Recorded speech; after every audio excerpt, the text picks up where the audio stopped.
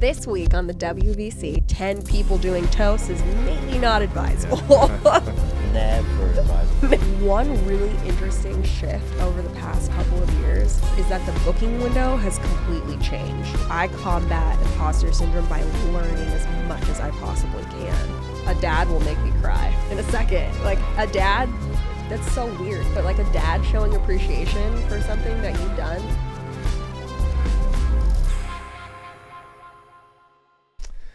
Hello and welcome to another episode of the Wedding Vendor Chronicles. I'm your host, Ether. I'm Cornell. And we have a very special guest, Gabby Hughes, with us. She's a talented wedding planner who has seen it all in the world of weddings. Please welcome her. She is the principal planner and designer at Unfolding Weddings and Events. Thank you. I'm excited to be here. We really appreciate it. And we've had a great experience working with you a lot at the Kimpton Conwood Hotel. I hope so. You've done lots of weddings, obviously, and you've been doing it for about 10 years, if we understand correctly, right? Yeah, just shy of 10 years now. So that's awesome. I can match it up with my oldest child. That's when I started. Oh, nice. Like really deep diving into the world of weddings. That's awesome. Yeah. Yeah. Can you tell us how the journey began and like what got you interested in wanting to do weddings specifically? Yeah, definitely. So very quintessential bride. I first got married about 10 years ago, and like all brides, thought it would be so fun to plan other people's weddings because at that point I had done my own. Yeah. So why not? So I actually applied for an internship with Lovestruck, and they denied me. Hate to see it. Yep, I was very heartbroken. So I just kind of continued on my merry way until the next year when they sent out the application for interns again. And I straight up, I have no shame, like begged. I was like, please make me your intern. Yeah. And they said, you're way too qualified for this. You're like, you know, early 20s at this point, not a college age girl. So if you want to do crafts and alphabetize things, that's cool, but that's really all you'll be doing. And I said, sold. So I started as an intern for Lovestruck and then moved into a position with Abraham Catering, where I did day of coordination through all of their venues, Aspen Room, Lucille's, all the things. So showed up, figured out what I needed to do, and kicked off the event. I did that for about 6 months before I was lucky enough to be hired on the spot. That is like one of my things on Two Truths and a Lie. Have I ever been hired on the spot? And I was hired as the catering manager at the Joslin Art Museum. So I worked there for about a year. I moved from there to the Omaha Marriott downtown, worked as an event manager there for about a year and a half, and then decided I wanted to give corporate events a try. So I worked for a financial technology company where I got to travel all over the country, do all different types of events, super fun, but after being in hotels, ultimately very boring. So at that point, I started my petition for the Conwood Hotel, which was very much under construction. They were not taking applications for anything. They had one employee, and he actually lived out of state, the director of sales. So he would fly in once a month to do like all the wedding tours, event tours, all the things, and then fly back out until he finally moved here. So I hit him hard. I had every person I knew emailing him saying I would be good for a job. I reached out to him. He kept telling me there was nothing available. I set a calendar alert every 6 weeks to reach out. And finally, I wore him down enough that he met me for not an interview, where he asked me all the interview questions, told me there was still nothing available, and to circle back with him in 2 weeks, which I did every 2 weeks for about 6 weeks until he finally offered me a job. So I was hired as the second employee of the Cottonwood Hotel pre-opening on February 4th, 2020. And then 1 month later, COVID hit. So I got really lucky, and I was able to keep my job because it was literally just him and I. We work from home, reaching out to people. Slowly, they grew their team until the hotel opened in November 2020. And then I stayed there for 3 years on the dot and then put in my notice to start my own business. And that is Nice. my journey. I love that. Yeah. So A little bit of everything. Yeah. I love the story of just the persistence. Like you went for what you wanted and you got it because you kept going at it and didn't give up. So always. I tell people that all the time. If you feel like you know what you want to do or are interested in something and you hear no, you can take a no, but you can follow up and ask why or if there's another opportunity and just keep at it and something will come out of it. I feel like people don't really do that anymore. Like, I don't know. I think there's like something to resilience, persistence that I just don't think people like have that anymore. I mean, I feel like I'm talking like I'm an old guy or something like that, but I'm just saying like people don't really do that anymore. Like it's just like, oh, I got told no, so I guess it is what it is. Like, that's crazy. Yeah, I mean, I think there's a beauty in a follow-up too. I do it all the time now with clients. They'll reach out, say they're interested. I'll send them some stuff over. Maybe I don't hear back for, a week, something like that. I always follow up because even if they've moved on to another vendor, they don't feel ready to book. Sometimes life's just busy. Right, and the reminder prompts them, oh, hey, I do want to do this. But if you never follow up, people don't feel like you care about them. Right. Yeah, and I don't think that, I don't know, whether like you're working with a vendor or working with a couple, I don't think that they necessarily like understand that's like we have to do that. Yeah. Like our minimum amount of follow-ups is 7. Yeah. Like we'll go 7 follow-ups with no response, and then we'll close out the inquiry or whatever. But even like if we're talking with vendors, it's like we're always like, all right, so how's it going? Yeah. Just checking in. I have someone that's doing that to me right now, and I so appreciate her because it's reminding me that I need to push my couple to make a decision because she's pushing me, and I don't like to be embarrassed. Yeah. So that makes me want to get it done. Yeah. Yeah, there's just so much going on in life that reminders really help. And we learned that from Alan Berg too. Like he said, just reach out every day if you want to, because people just need that sometimes. So Yeah. So I'm curious because, you were so dead set on, kind of carving out your own path and working for Cottonwood Hotel. So what made you kind of switch gears then and be like, well, I'll just do this on my own? Yeah. So I think helping to open the Cottonwood, especially in the pandemic, I had to learn how to do so many other things like beyond my job. I remember the first 2 weddings that we had at the Cottonwood, they were 3 days after the hotel opened. Oh. And I came from a different hotel where I had a whole team that set up the room, got everything ready, all the flatware, all the things. And then it was not until the day of the first wedding that I had the realization that those people didn't exist because we were such a bare staff at that point. There were so few people in the building. We were still wearing masks even. We were social distancing. So I got there on the wedding day and realized that those people didn't exist. So it was me setting up a room and polishing flatware and putting out glasses and throwing on linen. So all the nitty gritty stuff was then my responsibility, and it just gave me such an appreciation for the process. And I think a lot of my experience at the Cottonwood taught me that. So in learning so many extra things, whether it was, working with vendors more than a typical event manager would, or setting up or helping couples with recommendations, there were so many extra things that I did that I felt like I could do it on my own because I understood the process. I understood how to work with vendors, which I think is one of the most important things in wedding planning, because ultimately you're the middleman between the couple and vendors. So if you understand vendor relationships, that's half the battle. And then the other half is all stuff that you can learn or have somebody teach you. So I think that is what really prompted me to start my own thing, is that I had been through the process so many times and done it from the ground up that it just felt like the next natural step. Yeah. Yeah.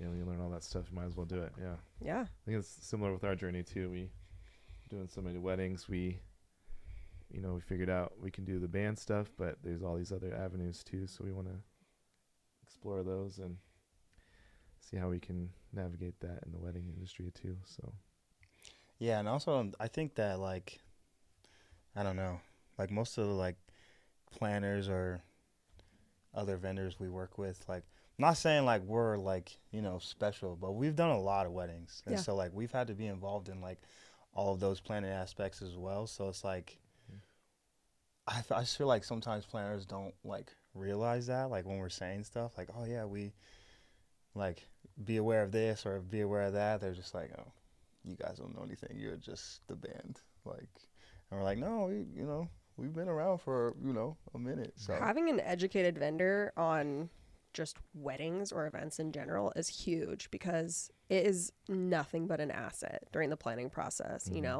Stuff like load-in. Load-in's going to take longer because the parking lot's farther away or the ceilings are really high. I mean, knowing your venue, knowing the people that you're going to work with, knowing that you need a break for meals and so maybe you need to be fed earlier or later. I mean, it's all great stuff to point out to planners that maybe don't have that in their questionnaire process when they're reaching out to vendors. For the couples, I mean, it's their first, well, Usually their first time. Usually their first time getting married. yeah. And so they just don't know, and we're getting on a call every week with people, same with you, that you're getting these questions and you're like, oh, you got to think about this and you got to think about that. And there's a lot that goes into a wedding. Yeah. A lot. And that's one thing I remind myself too, is that it's pretty much everybody's first time. So anything that is kind of run of the mill to me in terms of even what I think of as basics, like timeline, when people enter, when people do toast, if there's a welcome or a blessing, dinner service order, stuff that is second nature to me is not second nature to other people that, depending on your age, maybe you've been to a couple of weddings, maybe you've been to a lot of weddings. And so people have preferences on that, but they've never done it themselves. So they don't understand the intricacies of, 5 minutes can make a huge difference. 10 people doing toasts is maybe not advisable. Never advisable. Never. That's a hard That's no. what the rehearsal dinner is for. No. Yeah. So I want to back up just a little bit, just so that we make sure that our viewers and listeners know. What is it exactly that you do or provide for couples? Yeah, definitely. So what I'm moving into for 2025, because 2024 is pretty much full at this point, unless it's like a really special project, is full service planning and design pretty much exclusively. Occasionally we'll do like a 90-day coordination service where we'll work with a couple 90 days out, help, across the finish line, essentially coordinating with vendors. But moving forward, we're mostly doing full service. So start to finish, whether that's helping pick the date, the venue, people will either come to us with nothing booked or maybe one or two things that they're really passionate about, whether that's a venue and typically a photographer a lot of the time. So from there, we just assist with building your vendor team, helping budget, working through the process phase by phase, starting with, stuff that is hiring vendors and then moving about 6 months out, we go through the design process to make your wedding as unique as possible to you. And then as we get closer, about 3 months out, we're doing timelines, coordinating with vendors, making sure that there's no surprises. And then we're there the day of the wedding to bring it home. Make sure you have the best possible experience. Yeah. And then for like those maybe people like planning a wedding or whatever, whatever stage of the process they're in, can you explain the difference between like, I think there's a lot of nuance in that if you're not in the industry of like full service planning, design versus like a coordinator so can you dive a little bit into that and like the differences between it? Because I know like sometimes people, and I'm sure you run into this all the time where you see a couple or, they're just doing everything on their own. And maybe they don't think they have like the budget for like full service plans. Like at the very least, you should get A coordinator. Coordinator or, So can you dive into that a little bit? Yeah. So I feel like I've tried to think of so many different ways to explain this to people because, like you said, it's just a concept that a lot of people aren't familiar with.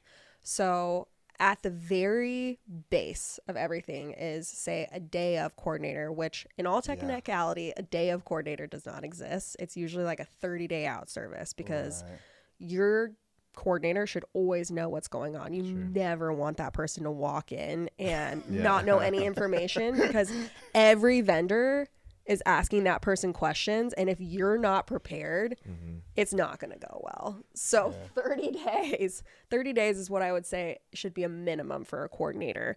That person is going to, at the base, make sure that you are taken care of as a couple, and then make sure that they are coordinating with all the vendors the day of. So if that's load in, making sure the reception is set up, plates are set, glassware, flatware, the catering team is ready to go, bread and butter is down, simple things like that.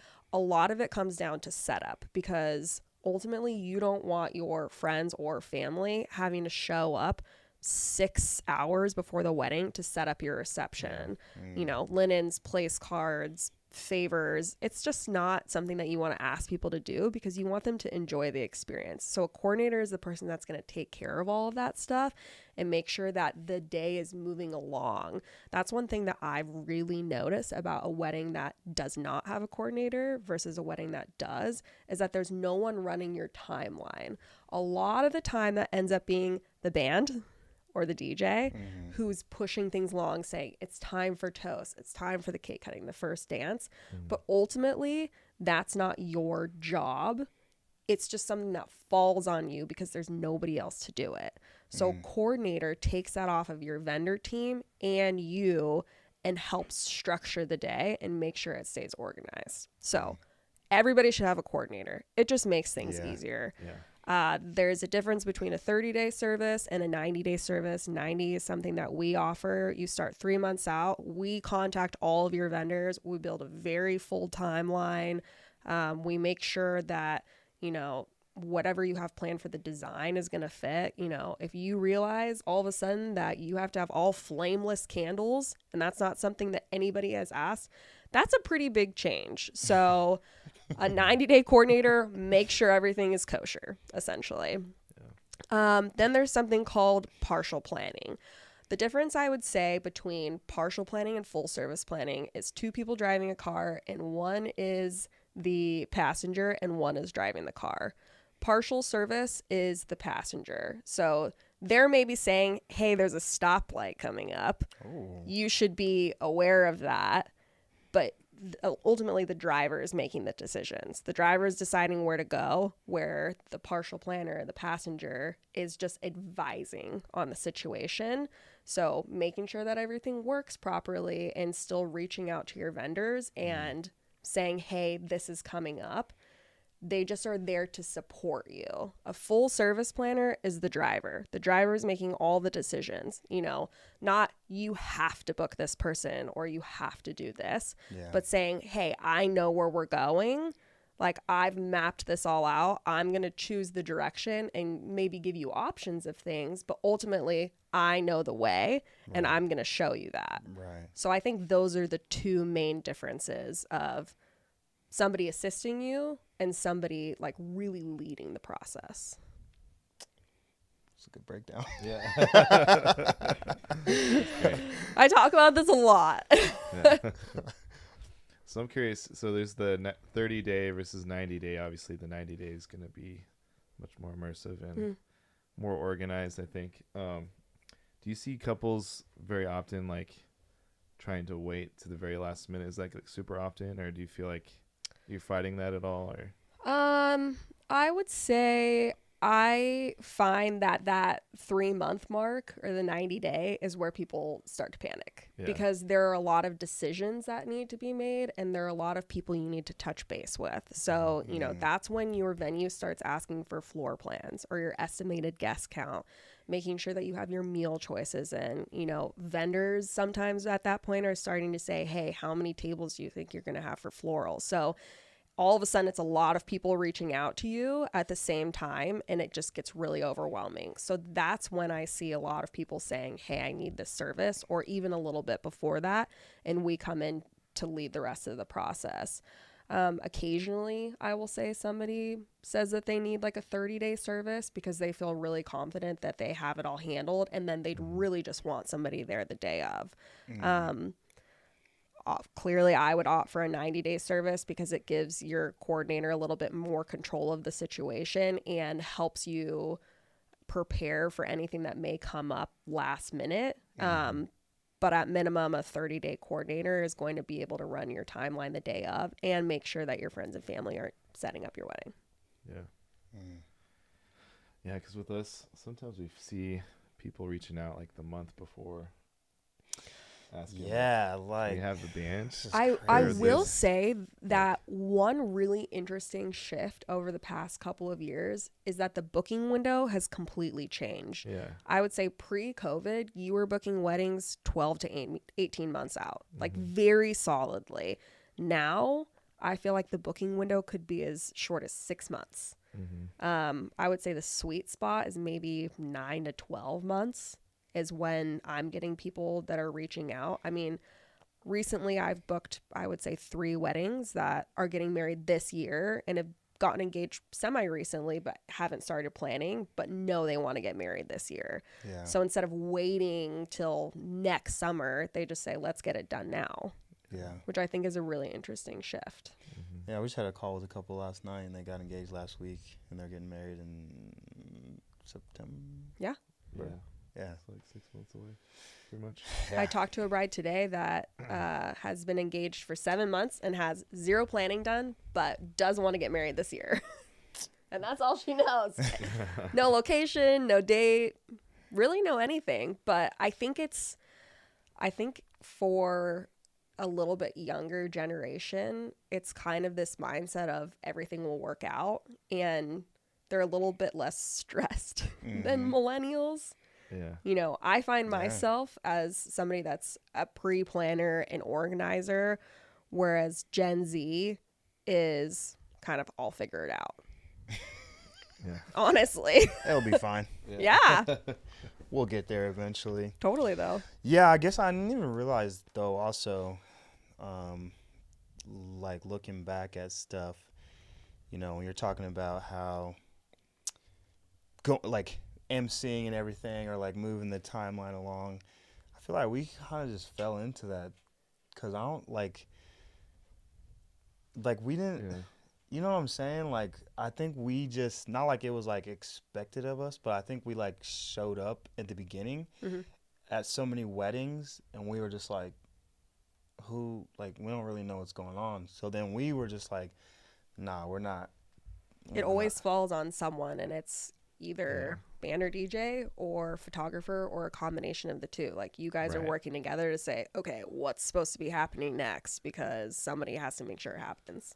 I'm like so particular about, because I'm usually the one that's emceeing. So I'm like, all right, I gotta see who the photographer is. I gotta see who the videographer is. Like, are they cutting the cake right when they come in? Like, has anything changed? Because all that stuff all the time, it's like they'll get off the bus or whatever, and they're like, oh, by the way, my dad and uncle are giving a speech too. Yes. And you're like, Yeah. all right.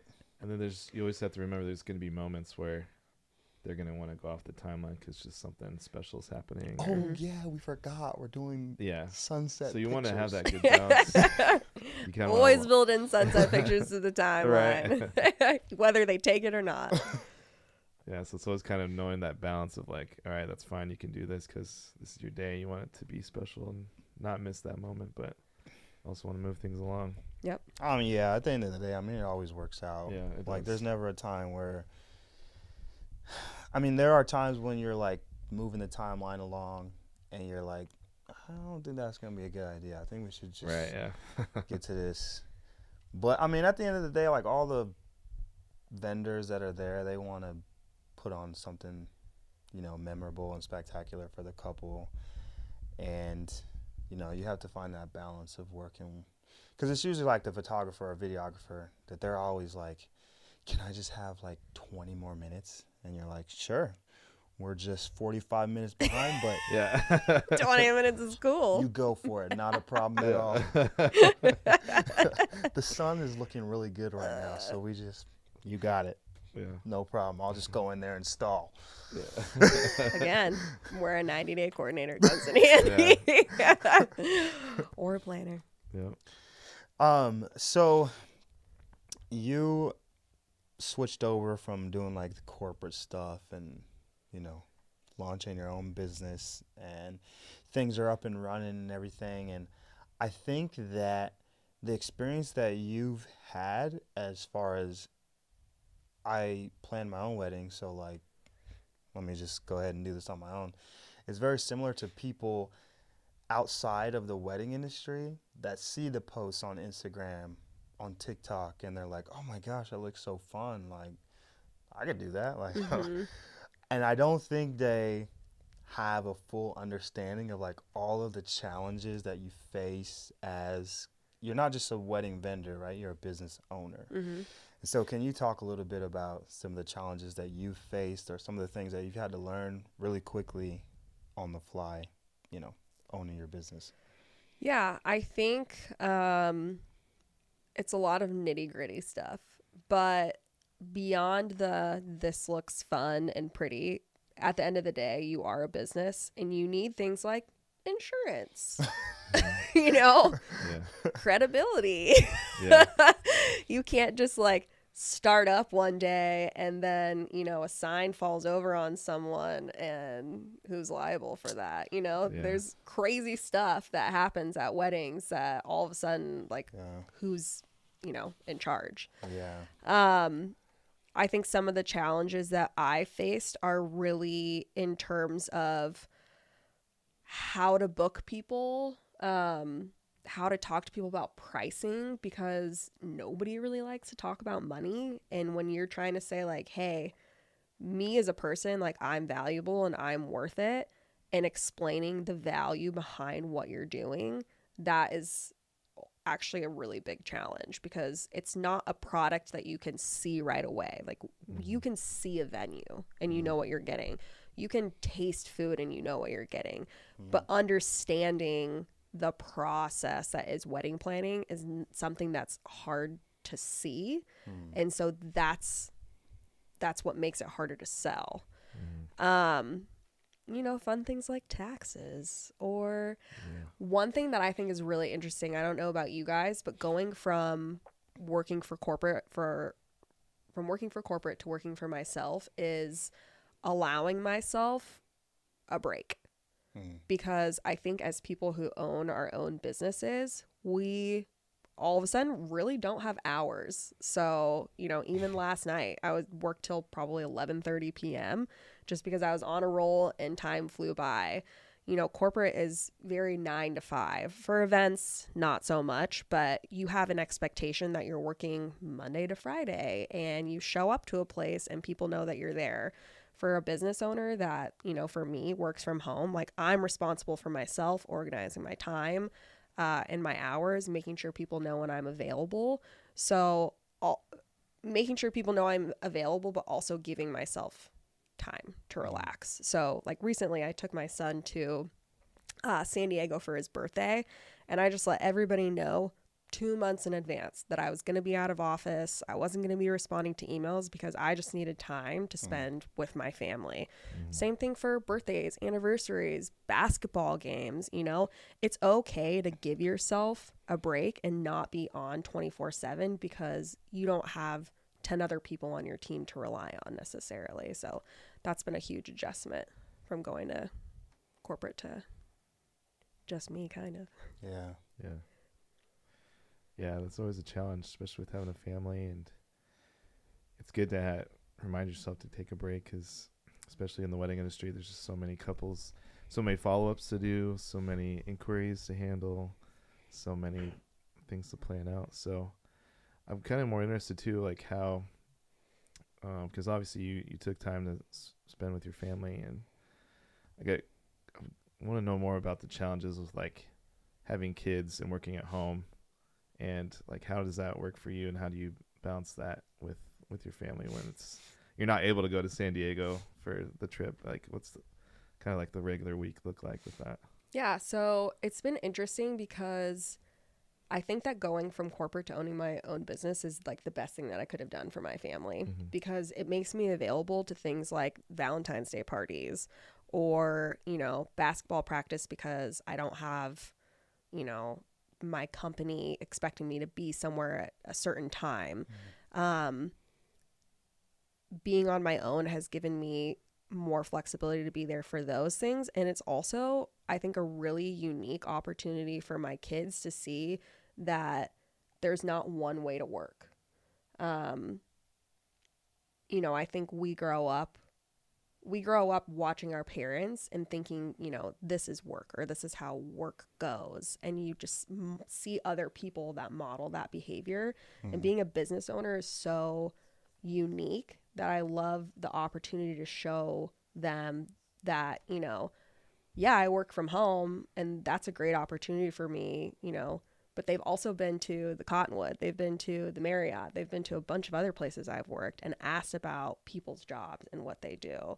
So I think modeling different types of work scenarios has been really good for them. Yeah.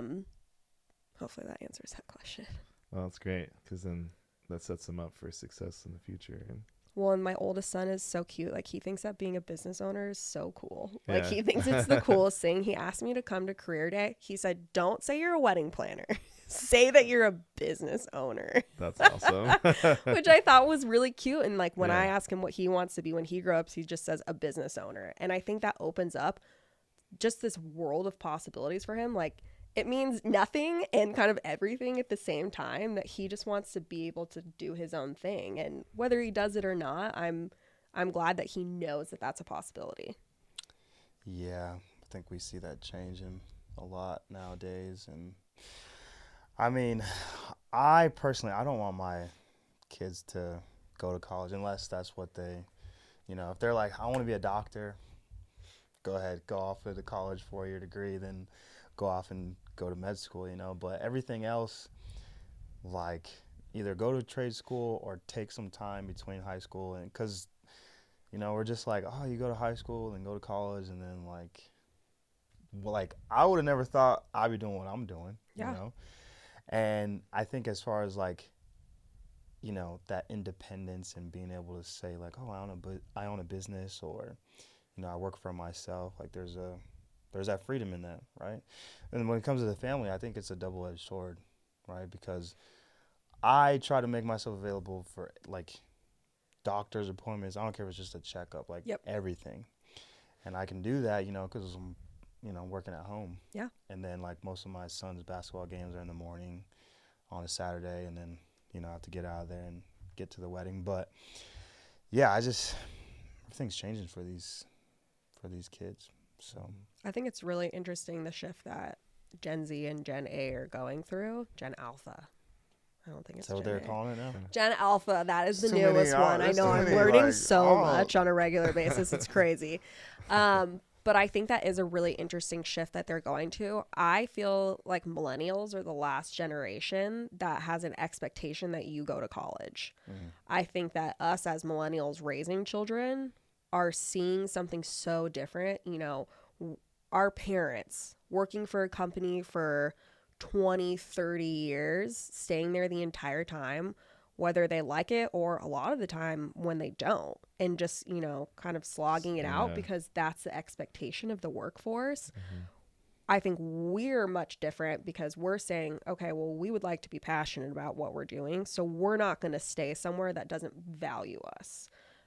So, we work somewhere for 2 years. Like, I am the perfect example of being somewhere for a semi-short period of time, and that's kind of the hospitality industry, but being somewhere for a shorter period of time and then moving on to whatever my next goal is.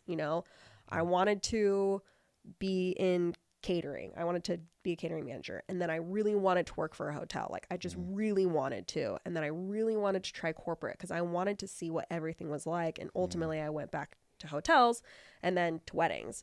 But I feel like I don't have any regrets because I have figured my own path out, and I didn't feel like I had to be committed to a company just because whatever the reason is. And so I think for the kids that we're raising in Gen Z and then ultimately Gen Alpha, they're going to see that and know that we value what we're passionate about and not just kind of giving our lives up for a job or to make money, that we want to do something to either make a difference or make our lives better or make our kids' lives better. And I think that's huge. Yeah.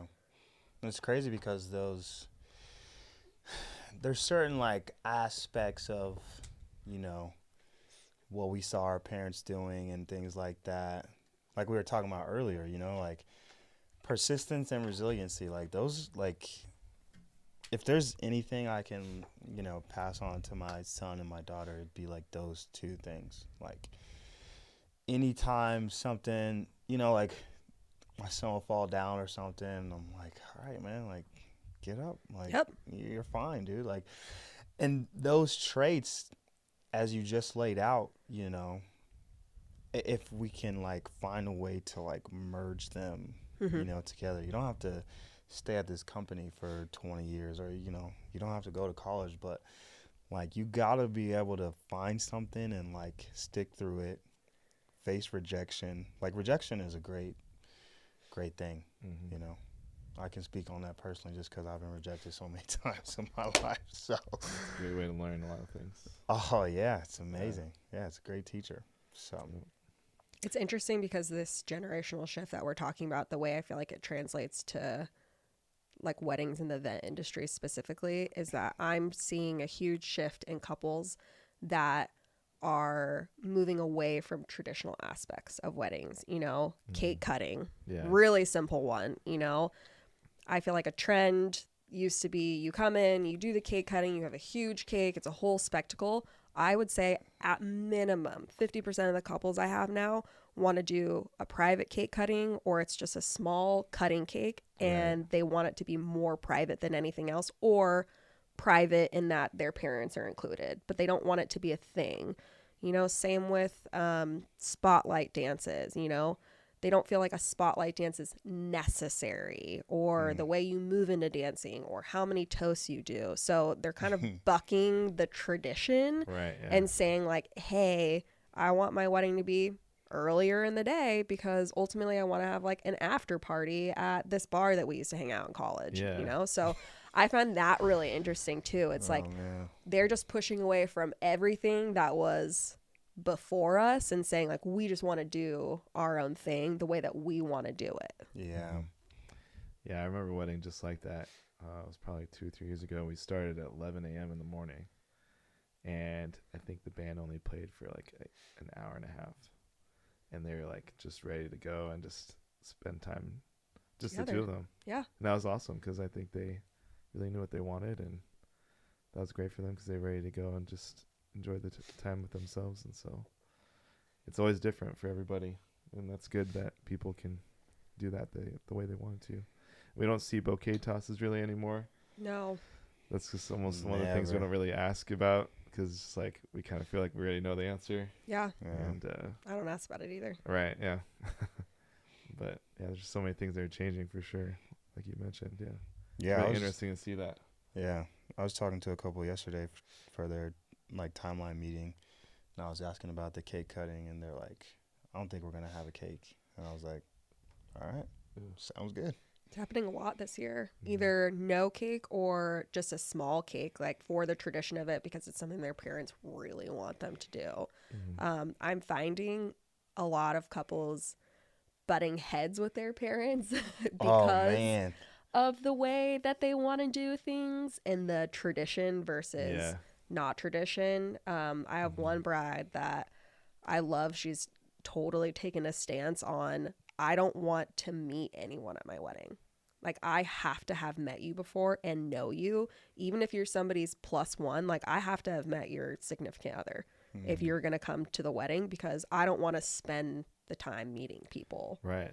That takes a lot of time. Yeah, it takes a lot of, and talking to everybody. You just want to be able to have like a normal conversation with people. Yeah. You don't want to feel like you need to be obligatory Right. at your wedding and say hi to like all of your parents' friends, or, you know, people from work. You know, that's like an interesting thing that's happening now. People want to kind of keep work at work and friends to friends unless there's some kind of crossover, but not meeting somebody at your wedding, I thought was a really interesting mark of where the guest list gets cut off. I like that a lot. And I think that helps a lot with the stress level too, because you don't have to worry about inviting so many people. You just know exactly what you want, and it's easier.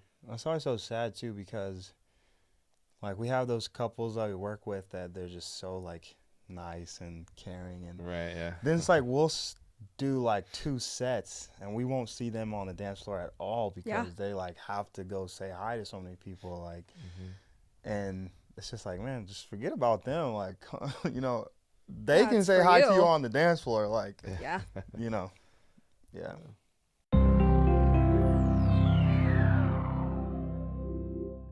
Today's episode is brought to you by Unfolding Weddings and Events. At Unfolding, we believe that every couple has their own unique story. Our passion is capturing the essence of your relationship, curating an event experience that tells your story in the most authentic and meaningful way.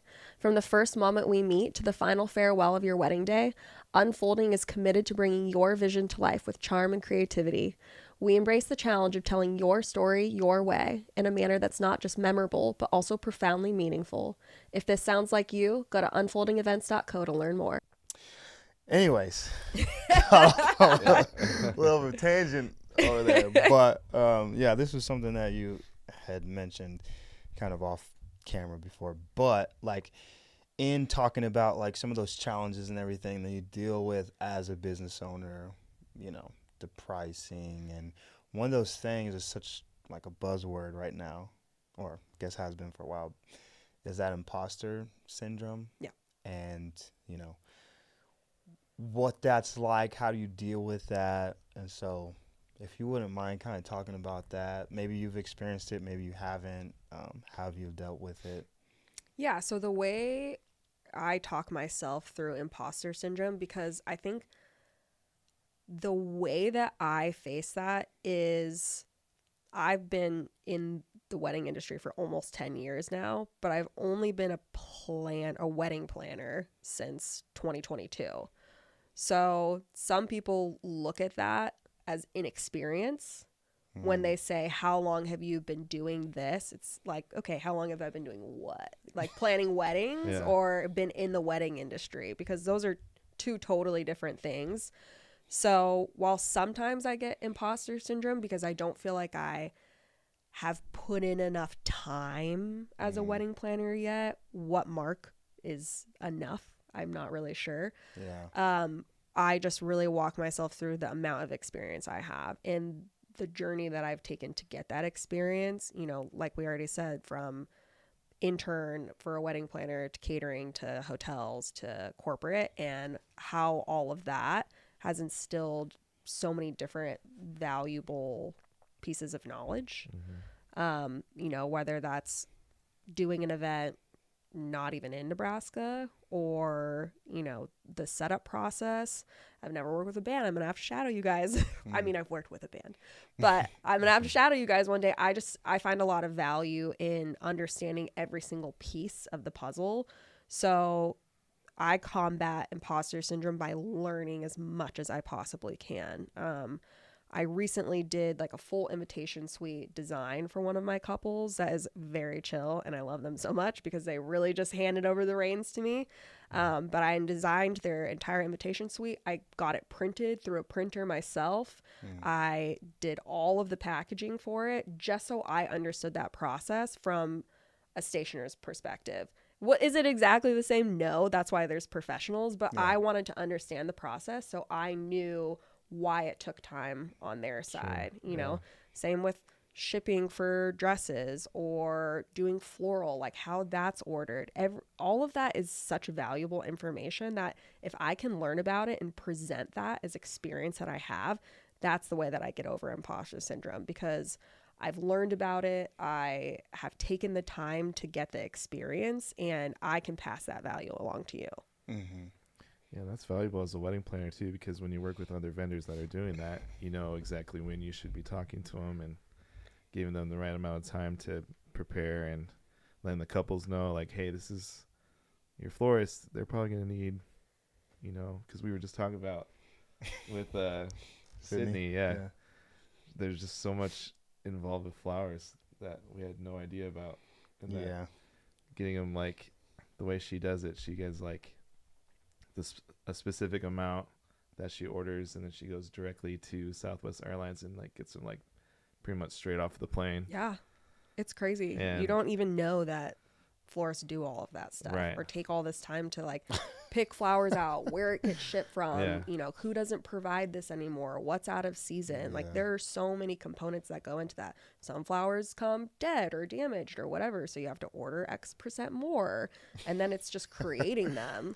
Like, do you rent the vessels from somebody else, or do you own them and rent them out? How do you price that? There's so much that goes into every piece of it that I think if couples planning weddings had a better understanding of the entire process, they would see the value. And that's one thing that I try to educate people on, when, especially, I try not to do too much sticker shock, but if there is sticker shock, it's the process of why this costs X, Y, and Z. Like, peonies aren't in season, so we're going to have to get them from South America, and it costs a lot more to ship in a peony from South America than if I can get it from, you know, somewhere local. So I think that's something that, I mean, everybody in the wedding industry or any business owner has dealt with, in building value into your prices, because I mean, for me, I'm like very, you know, if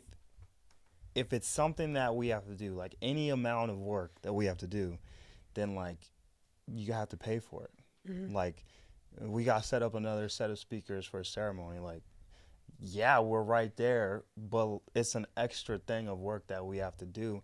And it's not to be, like, nitpicky or, like, you know, nickel and diming, but it's like, there's so much stuff you have to do, and then you add this other thing. It's like, yeah, sure, we could definitely do that, but, like, it's gonna be this much, like.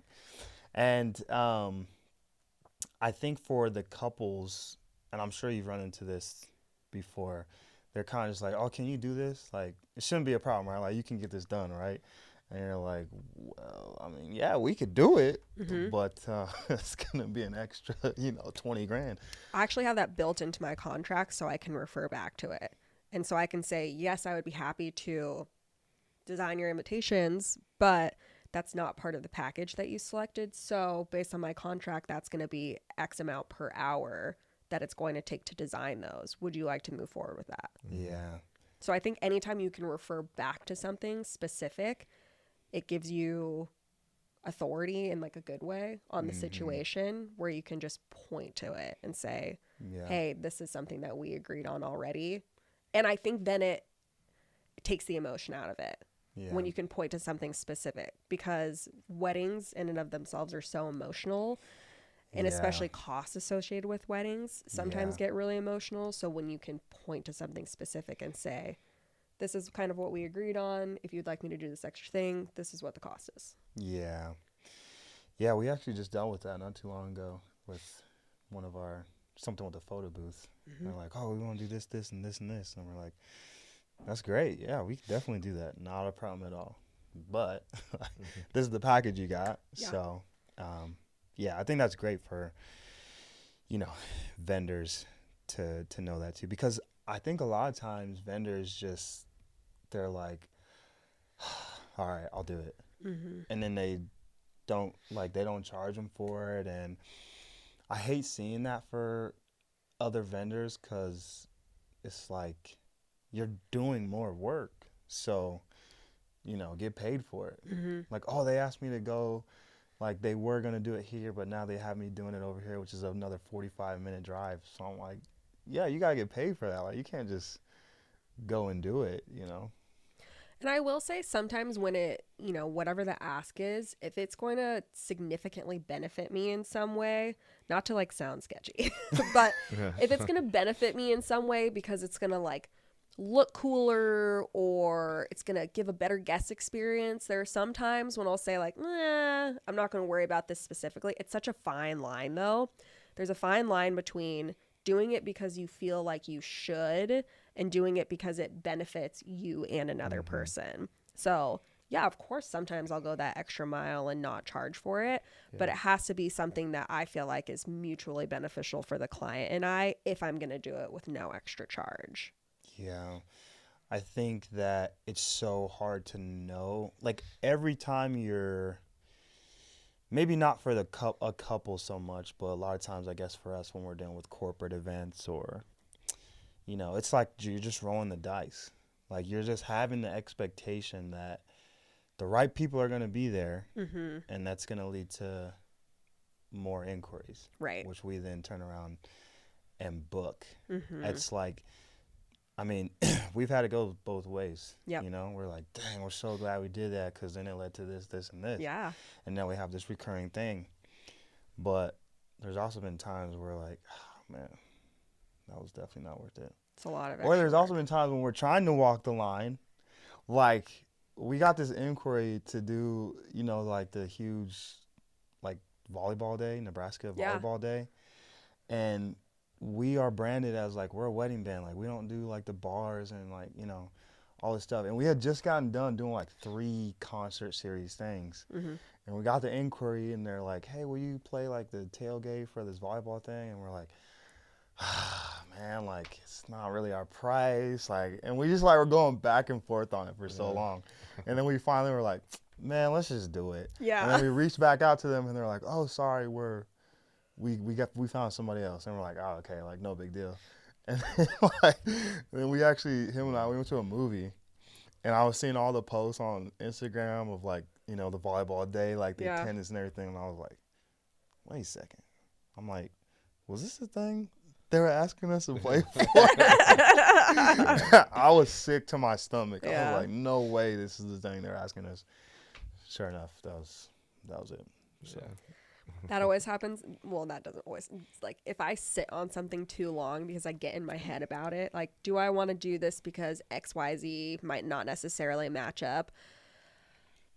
Ultimately, I feel like whenever I lose a client, it was just meant to be for whatever reason. Do I feel like I've missed out on opportunities? Sure, in some instances, but ultimately there would have been something that didn't come out of it or didn't pan out, or I would have had to do like all this extra work, whatever it is, that is for the better.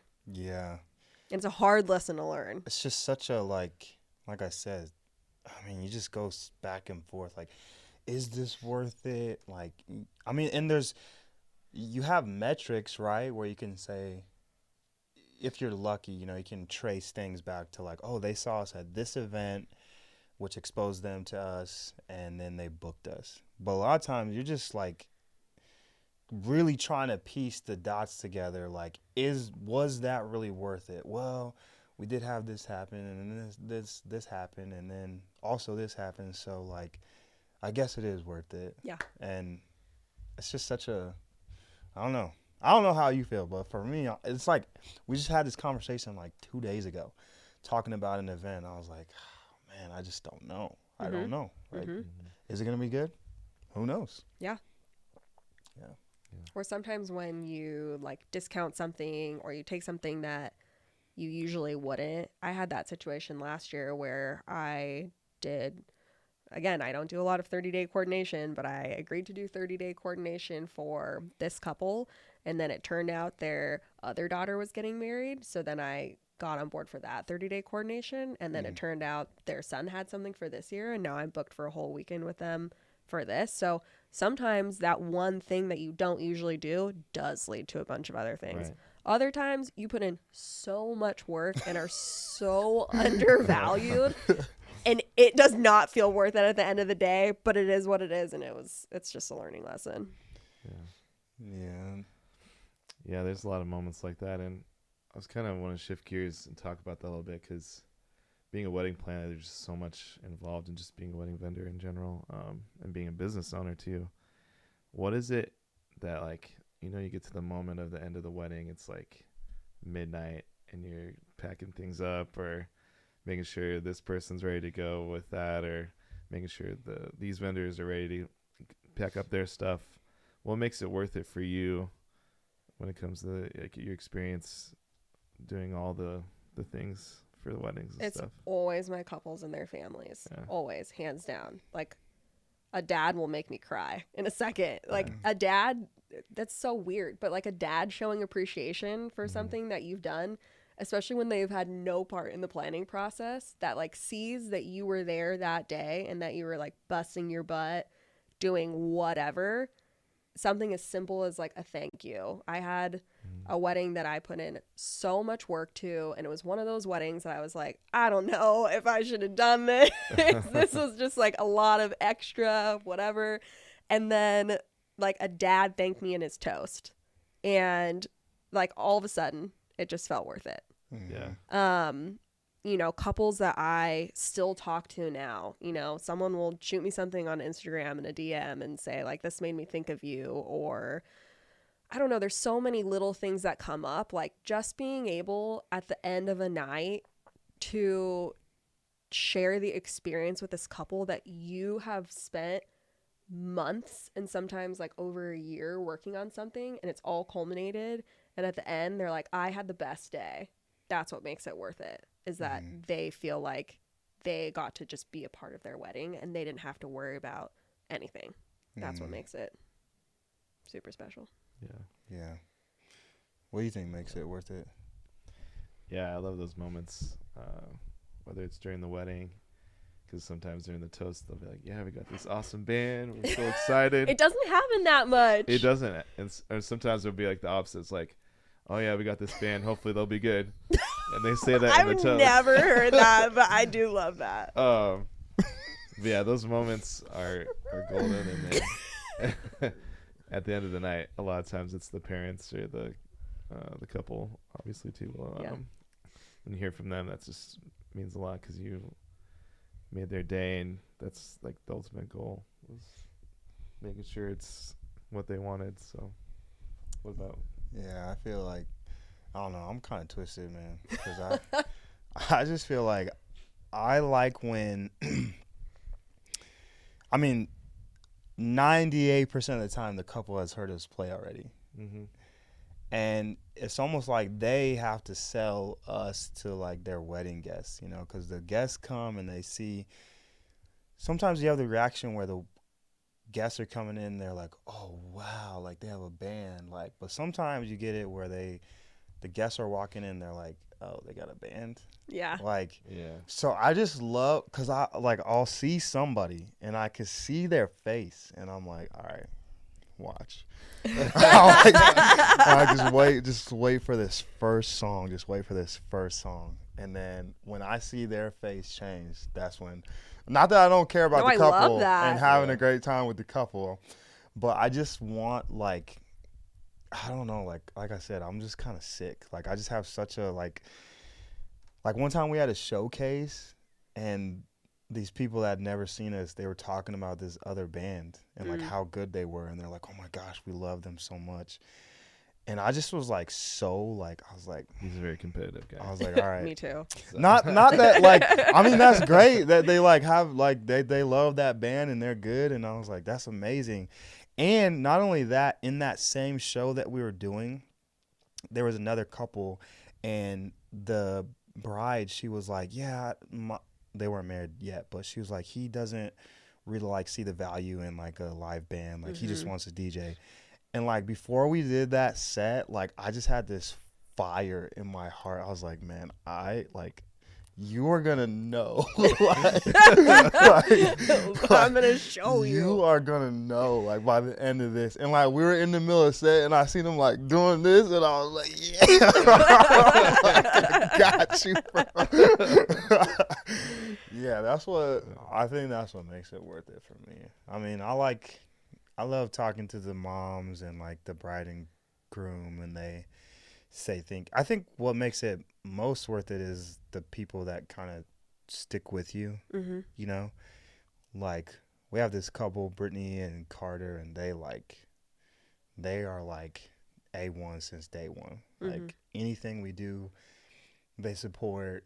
They're always posting our stuff, liking our stuff on social media. They're like, oh, this is the best band. So, yeah. I have that too. Those couples or their parents or whoever are so valuable. They're like the ones that are commenting on your posts, and their wedding was like 2 years ago, and it just Yeah. like makes you so happy that Like every they week. that they still They're so care dedicated, and they yeah. still like want to follow you and are. It's cute because they almost are like proud of what you're doing and want to showcase you because you did a good thing for them. Yeah, and I think that's why, and we've talked about this with other guests on the podcast, but I think that is why when we're doing our discovery call, our inquiry call, and we ask them, what's the vision for your reception? What do you want it to feel like? We ask that for every single couple that we have. And it's because of those types of things. Like, they don't forget that feeling. They like, and when you have such an emotional high for any type of an event, it's like a core memory. You're just like, oh my gosh, it was so much fun. Like, all my friends were dancing, and maybe there was only 2 people on the floor. Not that happens with Downtown Collective, but but for them, it was like, this was the most amazing night. Like, I had such a great time. But on the other side of things, though, have you ever had some stuff go like way south? So wrong. Or like maybe, I don't know, somebody cursed you out or something. It's like, you suck at this. You're the worst. I'm gonna Yelp review. Okay. The latter situation I had happen once at the Cottonwood. It was a sister of a bride. Dang. And she got after it. yeah, it was just one of those weird situations where working at a venue or a hotel is just such a different situation because people think of their event manager at a hotel as their wedding coordinator, and it is not the same. An event manager at a hotel, or honestly an event manager anywhere, is responsible for their venue. So I at the Cottonwood was responsible for my catering team, the chef, the front desk, anything that was part of the hotel. Anything else was just really outside of my realm. And I think for that wedding, there just became a really blurry line of what they thought I was supposed to take care of. It just ended up being a lot of miscommunication. And the sister of the bride got involved because the bride was emotional, and it became like a whole thing. It was totally like, I'm going to review you everywhere. And I was like, I'm part of a corporate wheel, so it is what it is. But there's like 100 other reviews that say otherwise. So sometimes you just have to take it with a grain of salt. There have been times where I've been talked to in not a nice way, and I'll replay it in my mind for months and months and months before I can move on. But Really? yeah, totally. I just had this situation happen where I was working on a wedding. I think it was something that I took because I felt like I should, and not something that I really jived with or necessarily felt comfortable with. And there were a lot of it comes down to communication. There were a lot of blurred lines on communication and what was expected of me and what was expected of them. And when we didn't communicate effectively about that, things went like really far south. And the expectations of me were something that were way beyond anything that I was comfortable with. And so ultimately, I ended up not doing the wedding because the groom called me and said things that were really mean. And I just I still think about it, but I also have so many other couples that I know appreciate me and find value in me that I have to just internally think, like, how can I be better because of that situation? Like, it was awful, but what can I do to be better? What can I do to clear up communication? Is there something that I need to put in my contract? Is there something that I need to make clear to couples from the get-go so I can like protect myself sometimes emotionally? So again, terrible situation, ultimately valuable. It'll take me a while to get over emotionally. One super crazy situation that I will tell you guys about. There was a weekend once where we had a Saturday wedding and a Sunday wedding. when I was at the Cottonwood. Mm-hmm. And the Saturday wedding had a pretty clear teardown, mostly the night of. We did allow them ultimately to pick up a couple things the next morning, but there was another wedding loading in. The other wedding came in, loaded in all their florals. Everything was pretty much set up, ready to go. We were clear. I went down to my office, went on with my day, and then I got a call from the catering manager. Where did all the floral go? And I said, what do you mean? It was just set up when I was up there an hour ago. Yeah. So I come up to the ballroom, and there's no floral on the table, and it's all like thrown onto a table that's outside of the wall. Like literally, it's just like piles of flowers thrown everywhere. So what happened was the florist from the day before, the delivery driver, knew that they needed to come back and collect their like urns or vases, whatever. Saw these florals sitting on the table, thought that those were their vases, dumped all the floral out, and took the vases away. Dang. It was so bad. There were two florists screaming at each other. Quit. Ultimately, it was quit bad. right there. I would say, The delivery driver came back to bring the vases, and then the florist for that wedding showed up. They were like screaming at each other. Like I had to separate them physically. It was like that intense. And then they had to rebuild all the floral centerpieces for that wedding.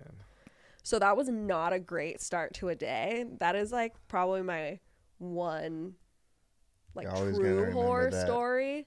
Yeah. I mean, there's all kinds of like crazy things that have happened where like an order didn't go through for a mic and now like there's no mic for the ceremony or a screen for a video. I've been pretty lucky for the most part that nothing like truly wild has ever happened. That is like a truly wild thing that happened. Dang. That was just completely out of my control specifically. Yeah, it's wild. Yeah. That's crazy too because you just have to like, no matter what, you just like, have to you figure just it have to out. make it work. Right. Yeah. Yeah. There's so much pressure. Like, again, I don't want to make it seem like we're just in the worst environments when we work and stuff. Like, we're not working on like an oil rig or anything like that, but like you just gotta make, like, you don't have any other choice. It's like, all right, well, I guess. I know I assisted with a wedding once too where the linen didn't show up from the linen supplier. It was like shipped in and it was a holiday weekend and there was a shipping delay. Yeah. So the linen just like straight up didn't come in. And we were like setting up at the wedding. And so we had to figure out what to do in the moment. And that was one thing I've always prided myself on is being able to make a very quick decision in like a high intensity situation. When I interned and did event assistance for Love Struck, my nickname was actually Gabaguyver because I like figured stuff out in a situation. Like I can make a decision and move on very quickly because I know that ultimately it's the best decision for everyone. That moment, yeah. And in the moment. But, you know, stuff comes up and you just have to figure it out. Man. Yeah, it's awesome though when you have like the couples that are like so laid back and they're like, oh, don't worry about it. Like, you know, we know you're doing your best or whatever, or, you know, those are good ones. Luckily, I think I attract that type of couple. Yeah. And the couples I don't book, that's one thing that I think in my head. They probably aren't as laid back as my other couples. So ultimately, it's probably for the best because all my couples this year I'm so excited about. They're great. They're either chill or like really into design. I mean, there's just something about all of my couples this year that I'm excited about. Yeah. I think that's amazing. I think we've had that same experience of just working with couples that are just excited about the day and just ready to go celebrate and not be too hung up about all the small details or. Yeah, honestly, I can't think of like one bride and groom that's been like really uptight about stuff. Maybe their parents have been, Mm-hmm. but I think really, honestly, almost every couple we've had is just like so, like, yeah. Well, again, I think it goes back to parents having really specific expectations based on a tradition. Mm-hmm. And the couples that we're working with now just think like, I want to have a party.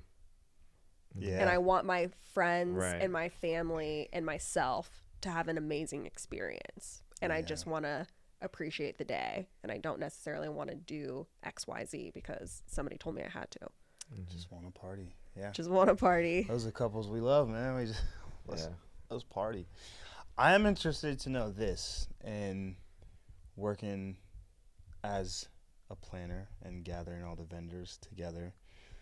What is it that you think, you know, working with bands specifically, what's one thing you think that maybe the bands don't understand about what you got to do for your job, or how could it be better for bands working with you? So I think one really important thing to understand about planners is that planners you can think of as a matchmaker.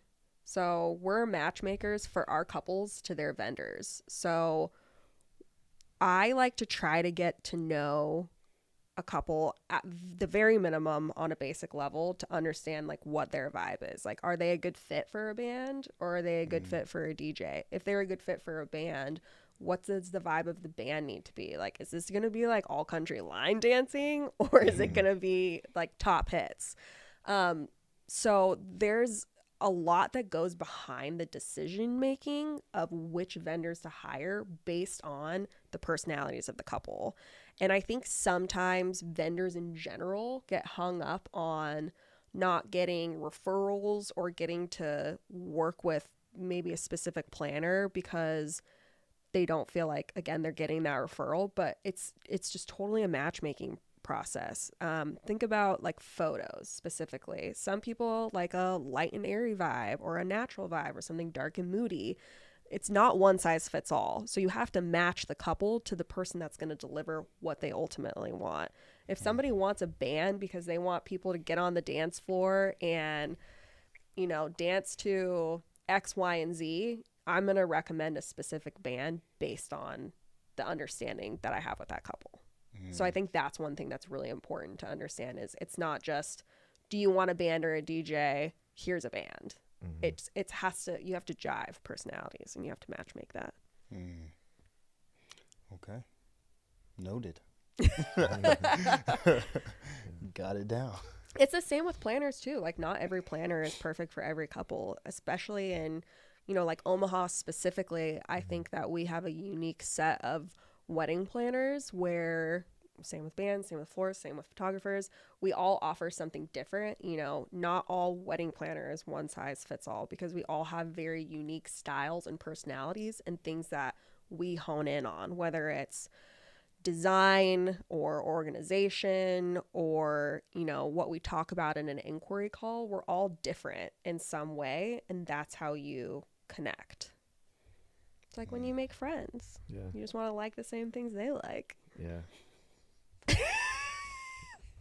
Very true. Yeah. Yeah.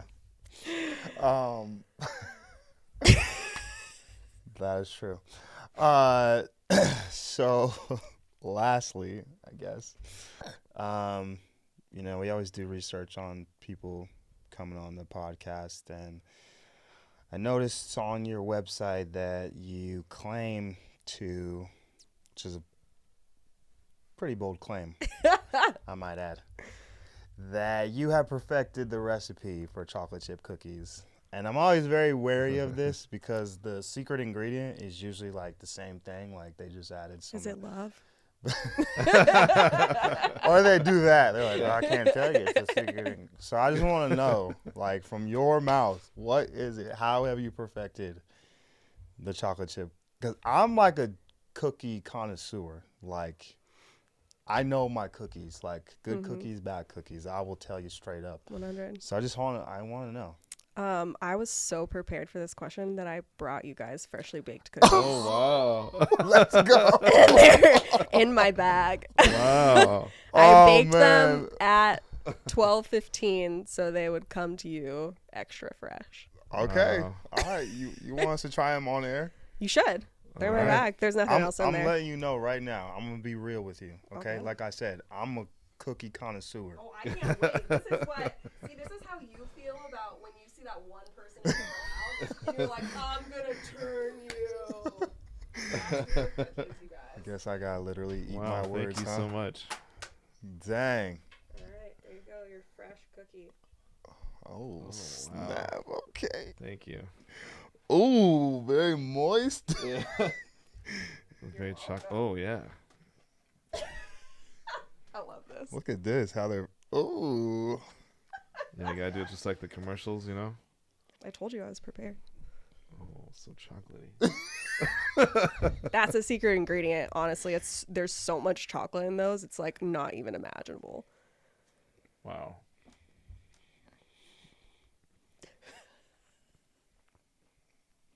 Silence This is really good. falls over the podcast. All right, your honest feedback. Yeah, that's pretty good. I'm not gonna lie to you. That's a pretty good cookie. There's nothing that a freshly baked cookie will not win over in a person. This is actually really good. Thank you. Yeah. I need some milk. This is what I had for breakfast. Is cookies and milk in preparation for you guys today. All right. Well, that settles that. You don't have to tell us what the secret ingredient is. I trust that whatever you did to these, I mean, it's working. So Love it. it's pretty good. Ether's already done. It's so Ether's good. already done. He would have told you for real if it was. If it was something- terrible, Oh yeah, I believe that. I would have been like, this ain't it. It's not the one. Can you imagine if that had happened just now? I mean, That would have been really embarrassing for me. listen, I got when it I'm comes pretty to, confident, honestly. Oh, fun fact, I did go to pastry school. You did? Yeah. Oh, nice. Oh. Yep. So I did go to college and got a degree in psychology and a minor too. in ballet. And then I decided I wanted to go to culinary school. So I went to school for pastry for a year. Nice. Okay. Jack of all trades. Psych, ballet, and Culinary chocolate chip school. cookies. Yep. And now wedding planning. And now wedding planning. Yeah. Well, that kind of throws off what we do at the end of the podcast. Because we usually have a cupcake. Oh, Yeah, just because, like at the end of the wedding, cute. as a vendor, you go to the cake table and there's nothing left for you. That's so true. And you're just like, I brought it to you guys today. like, You deserve this for Valentine's Day. thank you. Thank you. Yeah. Yeah. Appreciate it. I mean, we can still do the, Yeah, we still have cupcakes though. Heck yeah. I mean, all right, let's do it then. We didn't make them though. Well, originally we try to have like a cake Yeah. company, like sponsor the podcast. Yeah. And they're like, oh yeah, we'll do that, no problem. And then they just never got back to us. Oh, I'll give you guys some recommendations. So we just, It's my specialty as a wedding planner is I have somebody for everything. Yeah. You have to. Yeah. Pride myself on that too. See, matchmaking. You gotta know who's Yeah. right for who. that was a good cookie, man. That was really good. Thank you. Yeah. I love cookies so much. So these cookies are like my legit weakness. And I can't eat. So this is why I say that I'm a chocolate chip cookie holic. And I can't eat most cookies because once you get used to having like a warm chocolate chip cookie anytime you want, you just can't go back to anything else. I have one of those Right. little like countertop ovens so I can make a single cookie for dessert Oh. and eat it fresh. I just batch cookie dough and put it in the freezer so I nice. can have a cookie every day. Dang. Though, the Pillsbury frozen, that's a pretty good cookie. Like, put them in the oven. Well, now that I know your baseline, No. Should I be? Listen.